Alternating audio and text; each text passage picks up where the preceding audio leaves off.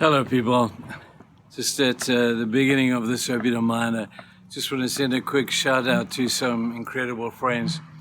You know, as I sit here today and I look around this place, I see the evidence of good people who have been here. This fireplace and indeed the building that I'm sitting in here was built primarily by friends of ours called Dave and Val Bailey, and they are back in Ireland now. And we miss them terribly, love them dearly, and look forward to seeing them someday. But I'm sitting, Bailey's, at your fireplace. It's working well, hey? What do you think? It's awesome. So thanks again in memory of some really good times with you guys. Okay, let's get on. They were great servants of God, by the way. Those people knew what it was like to serve God, to serve Him in such a dynamic way, and into going into areas that nobody else wanted to go to. And they were just a magnificent example to us. But we're talking about being a bond servant to Christ. And we said yesterday we are servants by choice. No one's forcing you to be this thing. If you want to be a miserable half-baked servant and live miserably, well, that's entirely up to you. Or you can nail your ear to the wall and your flag to the mast and become a bond slave to the greatest master who ever was, Jesus himself. Now, God has no slaves, but He does have bond servants. I want to talk a little bit more about this thing. You know, a bond servant is somebody who does this willingly. He can't wait to get out of bed in the day to be able to serve his master because he knows what he likes and he knows what he dislikes and he just wants to please him. But in this time of Jesus when he was on earth, Jesus told a parable, and for the life of me, I can't remember where it was, but you can find it, I'm sure. We told about a father who had two sons, and he went to the one and said, "My boy, this is what I want you to do today." And the kid said yes, but he didn't do it. Then he went to the other kid and he said a similar thing. "This is what I want you today." And the kid said, "Nah, I don't want to do that. I'm on my own agenda. I've got my own stuff to do." But at the end of the day, the kid who originally said no suddenly realized, man, I need to up my game a bit, man. I need to stop this passive-aggressive thing that I'm playing against my dad, and I really need to get in there and serve him. He's a great dad. He's a great master. He's a great. I want to be a great servant to my father, and so he goes, even though initially he said no.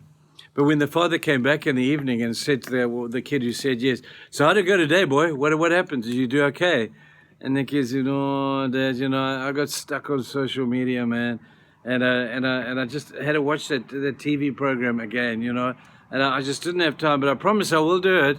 And the father was so desperately disappointed. "But son, you said you were gonna do it, and you haven't done it. What happened? What happened?" And all sorts of excuses, I'm sure, rolled across his lips. This is a hectic parable because I think most of the people who hear my voice today are going to be people who will identify with those two boys. Haven't there been times when sometimes in a fit of emotion we say, "Lord, I'll do whatever you want me to do. I'll sing the songs and I'll pray the prayers. I'll get out there and I'll save the world. I'll go to China for you." The next day we can't even go across the road to see somebody. Never mind go to China. And there are others who are a little more probably maybe a little bit cleverer. Initially they say, "Nope, I'm living my own life," but then all of a sudden they come to their senses and they say, "You know what? After all that God my Father has done for me, after all my loud commitments that I would do what He asked me to do, and then I said no, and I feel so bad about that. I'm going to go back on my decision to say no, and I'm going to say yes.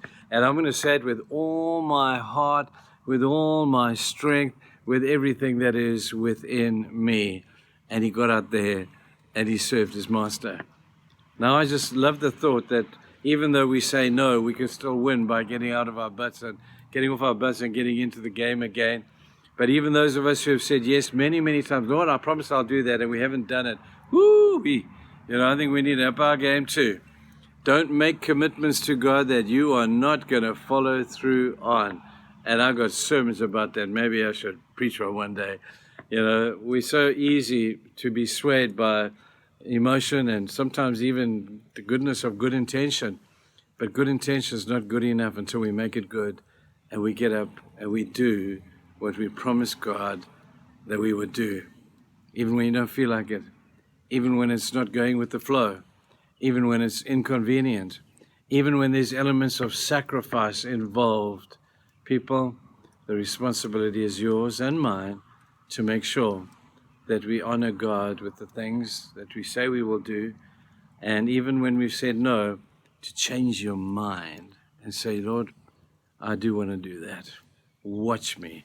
I'm going to do it so well, and I'm going to make you proud. And I think that God's going to smile upon that. I hope we all make good choices. I'll see you soon. Bye-bye.